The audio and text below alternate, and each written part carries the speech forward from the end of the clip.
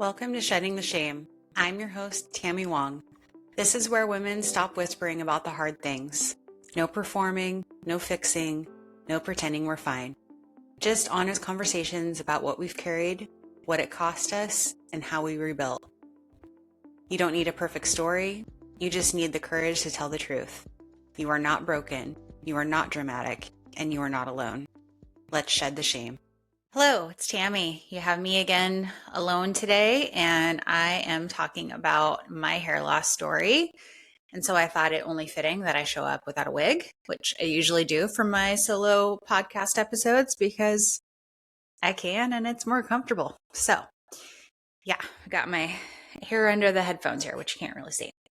But I love Tina's and I's conversation last week about hair loss and insecurities and dating and building confidence and finding someone who loves you for you. And so I wanted to share a little bit about my own story. I don't know if I've ever shared kind of the whole thing on Instagram because, the nature of Instagram is short videos. So it's a 30-year story, really, that started when I was 15 and I'm about to turn 45. So it has been most of my life, which is kind of crazy to think. And as always, I don't have a script for this. I'm not reading anything. I'm just talking as things come into my brain. So bear with me. So yeah, when I was 15, I had cystic acne pretty badly. I was very insecure about my skin and was also, a little bit overweight, I guess, back then. And so my mother took me to the doctor at the time, dermatologist probably, I don't even remember.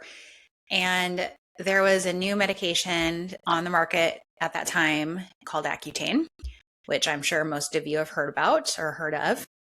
So it was, new and back in the days of writing scripts got you kickbacks and things as a doctor when that wasn't illegal. And I remember, there was no less severe medication that they tried on me on before that, which looking back, they really should have because it was incredibly intense. I had to take this medication every day for 5 months. I still remember vividly that on the back of the pill was a pregnant woman with an X through it, because if you got pregnant while on the medication, it was like severe birth defects, which probably should have been a signal that maybe I should try something else first. But at the time, I'm 15, I'm insecure about how I look. I want to fit in. I want to feel pretty. And so I was like, yeah, let's do it. Well, within the first few months, I noticed my hair started to change after taking Accutane, which is why I know that this medication triggered it. Because believe me, I've been met with a lot of opposition from doctors who were like, no, I'm sure it wasn't the Accutane. And I'm like, interesting timing if it wasn't. Because before this, I had very thick hair. I had hair down to my butt when I was a kid, very thick, dark, coarse hair. All the women in my family have thick hair, and I'm the only one who's different. So yeah, I was in 10th grade when I started taking this medication. And I mean, I can see it as I look back in photos when I'm younger too, how my hair went from really thick and, not a lot of split ends, not a lot of breakage, coarser texture. And then when you look ahead to like my senior pictures, my hair is so vastly different. I mean, I think I probably lost about 40 to 50% density even by then. And my part had widened. Crown was thinner. My hair was brittle and broken, and it just, split end, like breakage.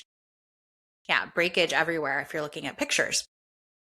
And so at the time, though, when it first started happening, I had a lot of hair. So it took me a little time to realize I was losing it. It was thinning. There were never mornings where like clumps of hair was coming out in the shower, or I would have a bunch of hair on my pillow, or like, grasping handfuls of hair coming out. It was never like that. So it just was so gradual that it took me a little while to notice. And when I did notice, I was really embarrassed, like what's going on? And like, this is the last thing I need when I'm already feeling insecure about my appearance. And I thought, oh, I'm sure it'll stop once I stop taking the medication. Maybe it's just like a temporary thing. So 5 months later, I stopped taking the medication, and this was supposed to cure my acne forever. Was how it was sold to me. And it didn't. 6 months later, my acne came back, which is like one of the worst things because I feel like I did it for no reason. And I continued to struggle with acne in my 20s and ended up, getting facials and things like that cleared it up eventually. But yeah, my hair never stopped thinning. So it just gradually, year over year, I would notice it getting thinner and thinner. And I did not have a supportive parent in my mother, unfortunately, to really comfort me or give me emotional support there. And so I didn't talk to anybody about it. I hid it from my family for a while. And then I don't remember my mother ever taking me to the doctor to talk about my hair loss. It could have happened. I don't remember it though. I didn't talk to my friends about it. I cut my hair short. So my hair was really short in high school, and I highlighted it and it kind of made it look thicker. And that's how I dealt with it in high school and in college. And I just was deeply ashamed of my hair loss. And no one I knew was dealing with that, even women in their 40s. Like anybody I was around was not having thinning hair. So I just thought something was wrong with me and felt really alone, felt really isolated, felt really scared because I didn't know what was happening to my body. And then I went to college and I tried to use Rogaine for a while. I tried to use other topical things. I tried to, the saw palmetto, the biotin, like all the different things you're told will help your hair, skin, and nail vitamins, like all the things. Nothing helped. Trying to do Rogaine twice a day and rub that into your scalp when you're in college is not convenient, and it only made my hair look worse when I would put it on because you'd have to let it air dry. And whenever my hair was wet, it looked thinner. So that didn't last very long because one, it just didn't work for me, and two, I couldn't really make it work and feel like a normal 20-year-old, 19-year-old. And I avoided swimming as much as possible. I remember I actually had a swimming class when I was in college. I had to take a PE course, and I loved swimming, like absolutely loved to swim when I was younger. And I remember going to swimming, and it was still where my hair wasn't as bad, where it could be wet and it wasn't like horribly, horribly thin. And, you could see my scalp, but it was bad enough that I was really anxious about going to another class after that with my hair drying. And yeah, I vividly remember that. And then, after that, I stopped swimming altogether because when my hair was totally wet like that, you could see my entire scalp. And I didn't want to be stared at. I didn't want people to talk about me. I didn't want to feel like a freak. And so I stopped doing an activity I loved swimming. I wouldn't shower at the gym. So I wouldn't like to go to a public gym because I didn't want my hair to get wet and for people to see it. So I just started hiding in all these little ways that even I didn't notice at the time how much I was compensating and hiding and how anxious it made me. If it rained, I would be really anxious that my hair was going to get wet and people would see the balding spots. If it was windy, I would be really anxious. I was constantly checking my hair in the mirror and making sure that my hair looked okay. There was just so many years of my life that were just deeply, deeply insecure about my hair and how people were seeing me. So when I was 22, I decided to get a wig. I was moving to a new city. I was starting my career as a physical therapist assistant. I was moving to Kansas from Nebraska, and I was like, no one knows me there, and no one's going to know if I'm wearing a wig. Now is the time for me to get it. So my mother went with me to Lincoln, Nebraska, which was like one of the big cities in Nebraska, still is. about 2.5 hours away from where I grew up to get a wig. It was a synthetic wig. It was like an old lady shop. That's all there was when I was growing up. And I remember there not being a lot of choices and feeling like I had to get something, feeling a lot of pressure because, like, if I don't get anything, what am I going to do? And so I got, a wig that was closest to my own hair color. It was short, it was really thick, it was synthetic. It looked like a lion's mane, it had bangs. It was so thick that I actually couldn't wear it fully down because it was like so huge. And I think it was $400 at the time, which back then was so much money for me. And I mean, it's still a lot of money for a wig that is awful. Bought that, moved for that, every picture I see of myself in that, I can see that inside I'm dying a little bit. I'm just not smiling as brightly, not owning my confidence. I had no confidence. And it just makes me sad to look back at that time and know how miserable I was and how afraid I was of being exposed for this wig. So that was also the time I had my first rejection for having hair loss. So I was casually dating a guy, and I had told him one time we were together, like, hey, I have alopecia. And he was like, what's that? And so I explained, I said, yeah, my hair is thinning, after this medication, and I'm wearing a wig right now. And he, at the time, I think was so surprised and was like, oh, okay, well, that's cool. Like, no worries. That doesn't matter. And then I forget if it was the next day or the next week, but it was very quickly after that. He was like, this isn't really working for me. And I was devastated. Not because I really liked him that much. It wasn't about him. It was about being rejected because of my hair. Because that was my biggest fear. My biggest fear was that I was unlovable. I was ugly. I was going to be alone forever. No one was ever going to marry me. I was never going to have kids. I would never have love. Like, I told myself this all the time. I really believed it. And especially after this guy dumped me. I know now he was a douchebag for that, but it reinforced every insecurity I had. And so for the next 6 years, I hid my hair loss from every guy I dated. And I dated a lot of emotionally unavailable men, probably a result of my childhood trauma.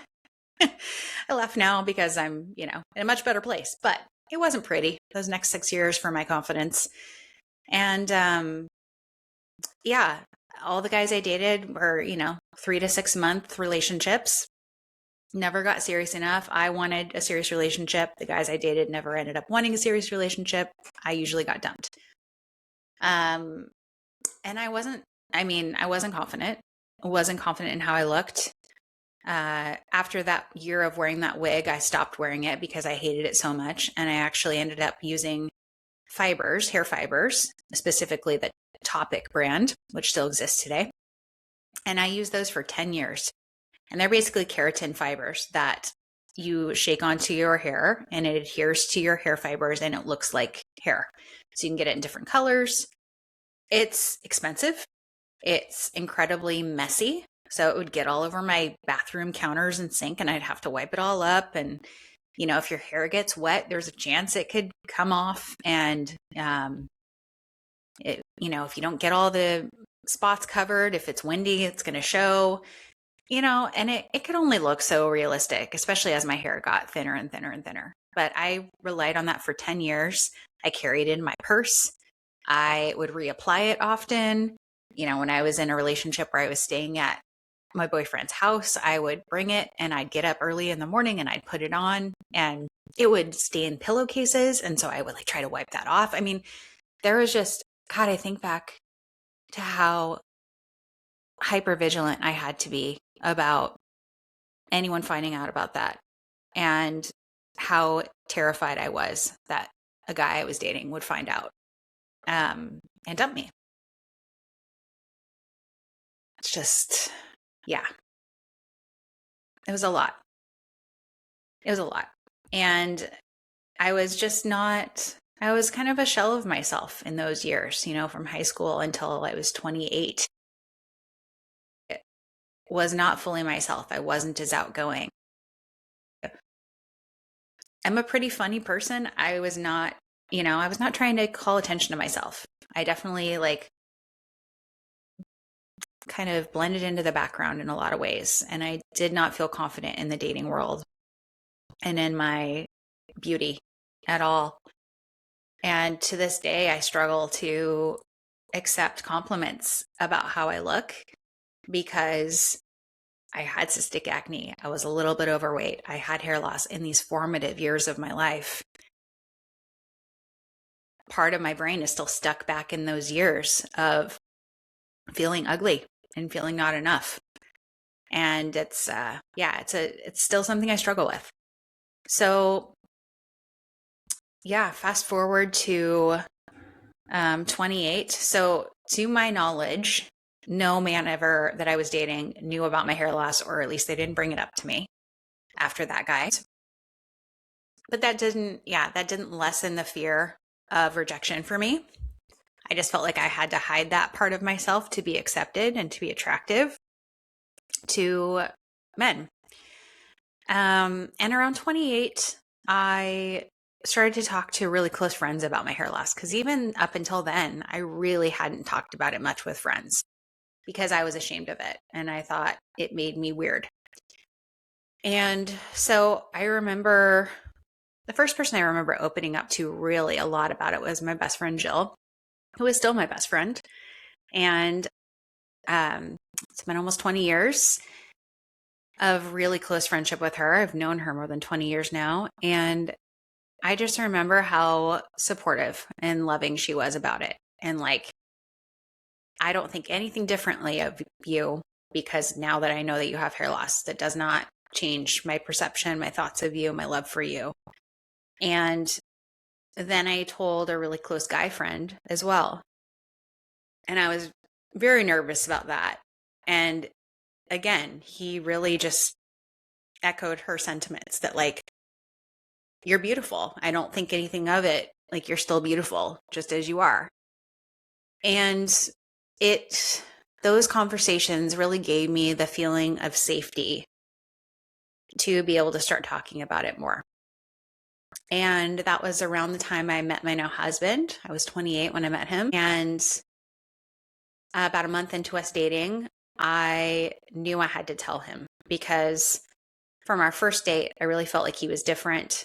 I was like, he could be the one, immediately, first date. I knew that in my bones. And so, but I still had a fear that he was going to reject me once he knew about my hair loss.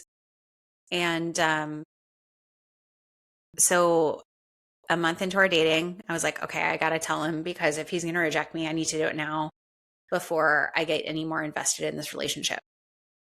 So I sat him down in his apartment on his couch, and I was like, I need to tell you something. You might think of me differently. You might not want to be with me anymore. And it's a big deal. And he was like, oh my God, what's going on? So I tell him, I have alopecia. He's like, what's that? And so I explain, I have hair loss, blah, blah, blah. And I don't know if it's going to get worse. I don't know what's going to happen. I don't know if I'm going to go fully bald someday. I don't know. And he just looked at me and he was like, that's it? I thought you were going to tell me that you were dying of cancer or something. He said, I don't care at all. That doesn't matter to me. That's not why I like you. Whatever. And he really was just like, I don't care at all. I was like, really? That's it? Really? And I think I was very relieved, but at the same time, I was still like, oh, I'm sure once he really sees it, he'll change his mind, right? Well, we've been together 16 years. We're celebrating our 14th wedding anniversary at the end of this month, and he has never cared. But I still have worried. so many of those years. I mean, God, I don't think it took me maybe even until last year where I stopped worrying about him seeing my hair wet. So that tells you how deep the insecurity and the fear and the pain and the self-hatred, if you want to call it that, was programmed into me, because I was so sure, oh, like, he says it's fine, but if he sees my hair wet and he sees how ugly it is, like, he's not going to want to be with me, even after we got married, right? It's nuts. But that's how damaging and emotional and mentally taxing hair loss can be for women.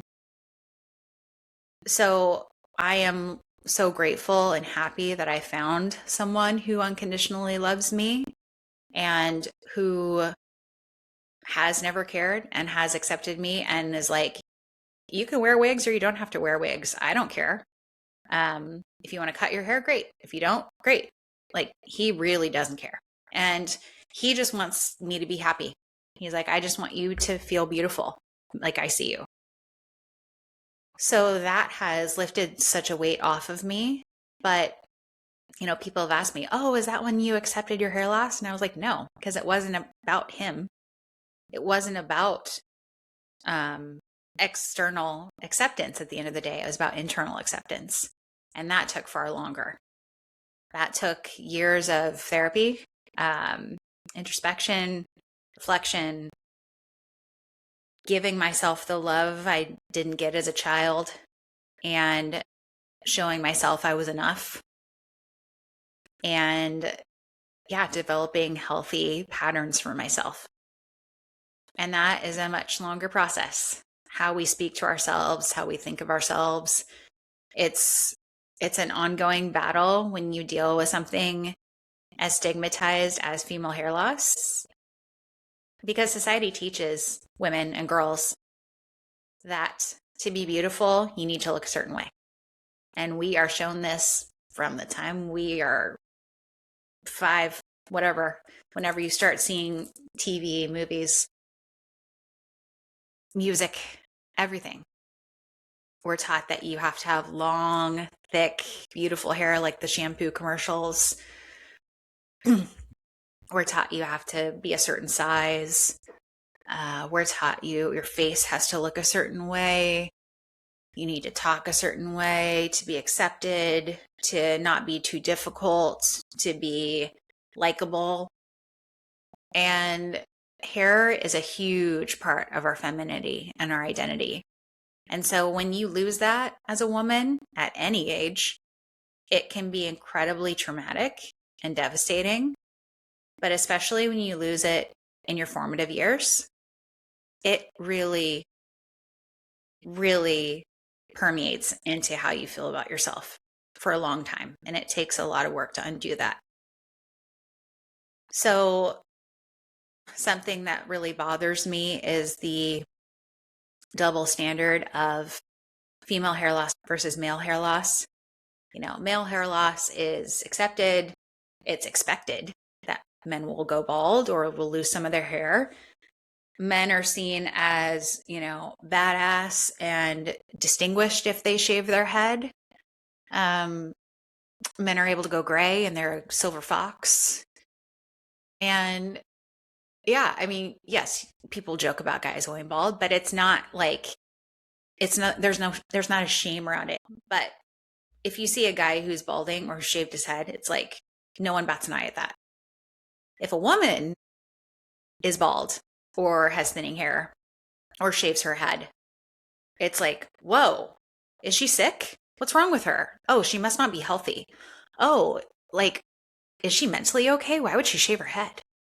Was she for cancer? Oh, how many treatments do you have? Like, these are questions people will ask people, strangers. Like, women in my Vancouver community have told me that people come up to them in the grocery store and ask how many treatments they have left if they're wearing a scarf over their bald head because they have alopecia. So it's still very stigmatized. It's still very shamed. Women are taught to hide it, not to be proud of shaving their head, of thinning, They're taught it's ugly. Women with thinning hair and baldness are not featured in beauty and fashion campaigns, brands, photo shoots, social media, websites. So, what does that teach young girls and women who are dealing with hair thinning and baldness? Because of alopecia, because of cancer, because of whatever reason, we're taught we're not beautiful, we don't belong, something's wrong with us, and we aren't celebrated. So all of those things have been reasons I have chosen to start Hair Loss Pride, which is my small business. I started in the end of 2024 because there is not mental and emotional support for women with hair loss, and there should be. So now, as one person, I'm trying to build that, and it is a challenge, right? It's outside the box. It's niche. It's a lot of people probably think it's weird, right? And I'm here to argue that it's not only important, but it's necessary. And that we as women who are going through this deserve the support. We deserve to have doctors diagnose alopecia with compassion. We deserve to have mental health and emotional health resources presented to us upon diagnosis. Right now, it's very much what happened to me at 23. I got a scalp biopsy and it was, oh, your hair follicles are dead. There's nothing we can do. It's not going to grow back. Bye. Be on your way. Devastating news for a 23-year-old. And I was given no resources, no support, no information. So I thought, I have to accept this and just, there's nothing I can do. And I tried a lot of things. They didn't work, right? So what worked for me was wigs, and that's what I've embraced. But that's not for everybody. So resources should be given on alternative hair and the options, but also what if you don't want to do alternative hair? How do you support yourself? How does somebody support you? So that is a huge one. Resources for doctors, for therapists out there.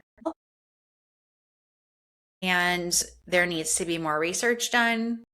There's definitely a lot of research on the alopecia areata side, but there is not on androgenic alopecia, which is what I have. There's not a lot of work or medicines or treatments out there that are really work well for a large population. Minoxidil is kind of the go-to, but that doesn't work for everybody. And it's lifelong and there are side effects. And so, yeah, women are left without much option when they have AGA. So things that I offer to people are coaching, talking to someone like me with hair loss about the mental and emotional hurdles of that, and talking to someone who understands so they don't feel alone, because we all feel so massively alone when the truth is there are millions of women out there with hair loss. In the US alone, there's 30 million women with androgenic alopecia. 2% of the world's, the global population, will have alopecia areata at some point in their life. And 40% of women will have noticeable hair loss by the time they're 50. So these are big stats. It's not a small amount of people, yet we're made to feel we're the only ones and something's wrong with us. And it's because we don't see ourselves reflected in society. So that's another piece I'm working on a lot this year is representation, because there is inclusivity in bodies, in genders, in skin conditions like vitiligo with Winnie Harlow and other models. There's disability inclusivity. All these things need to exist, but the missing community is women with hair loss. Every once in a while, you'll see a bald woman in something, in a campaign, but it's still very rare. And I have personally never seen a woman with thinning hair like mine reflected in any campaign. And the majority of us have this thinning hair. It's hormonal, it can be genetic, but it's very common in perimenopause and in menopause, even with birth control, with thyroid conditions, with lupus. There's so many conditions that can lead a woman's hair to thin. And so I have begun approaching fashion brands, beauty brands, and saying, hey, if you value inclusivity, let's bring another community into the conversation who deserves to be there and deserves to feel beautiful. Because guess what? We're women who have money, and we want to spend money and support brands who see us and celebrate us and show us we matter. So I've been lucky to have some brands say yes to this and to have started collaborating with them. And I'm so excited to see where this goes, because it's massive when you see yourself represented. And I think it could save lives.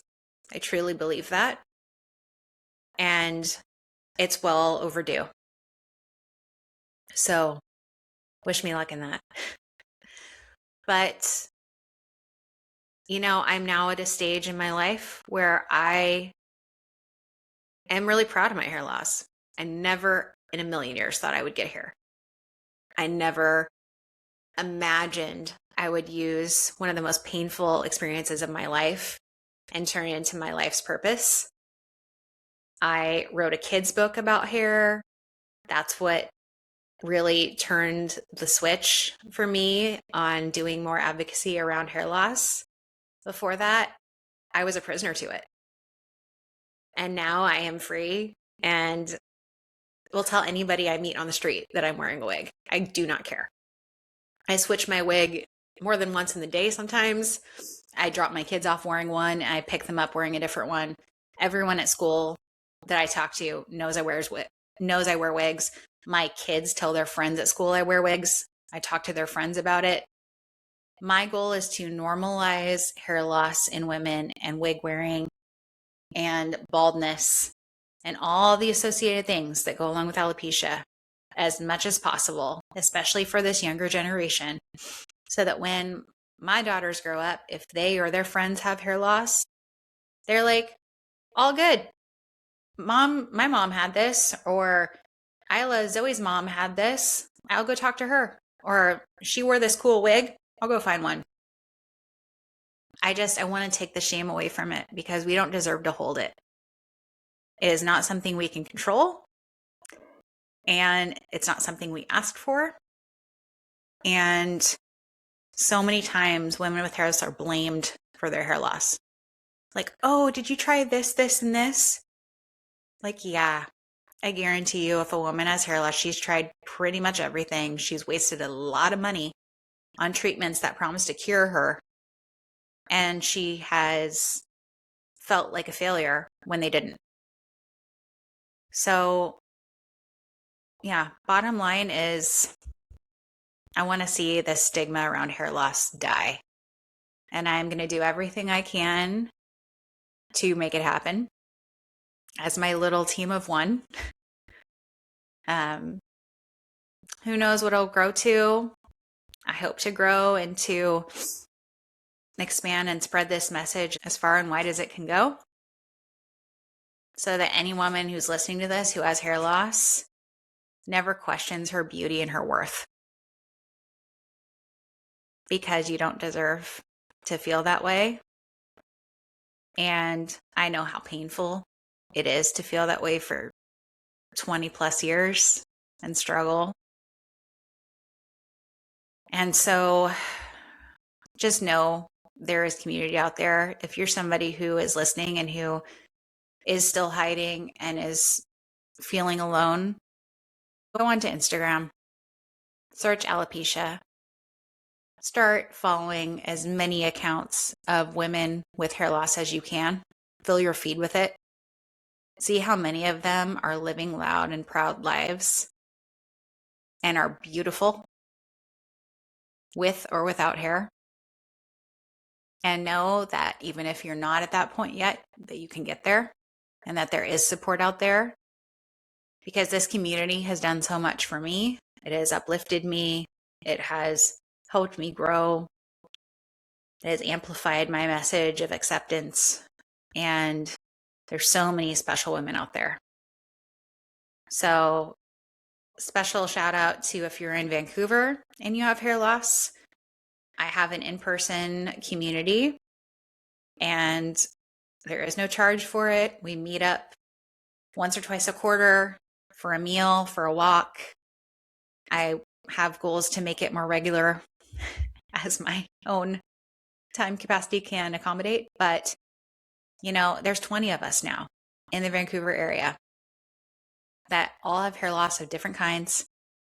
And it's all about building relationships, friendships, community with other women like you who get it. So you don't have to explain it. We all just know. And I'm always looking for more women to join us. Final message is that you are beautiful inside and out. And your hair is the least interesting part of you.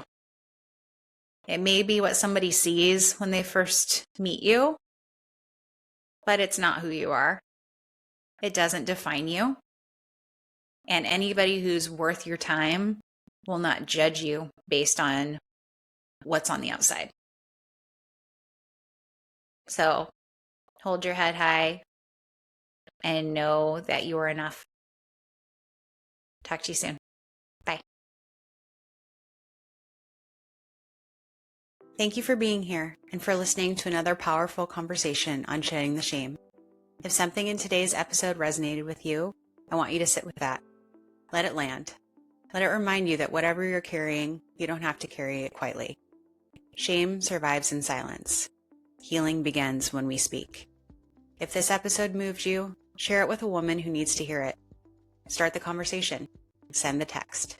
Have the brave talk. And if you're ready to stop whispering about your own story, keep coming back. These conversations are just getting started. Until next time, keep telling the truth, keep taking up space, and keep shedding the shame.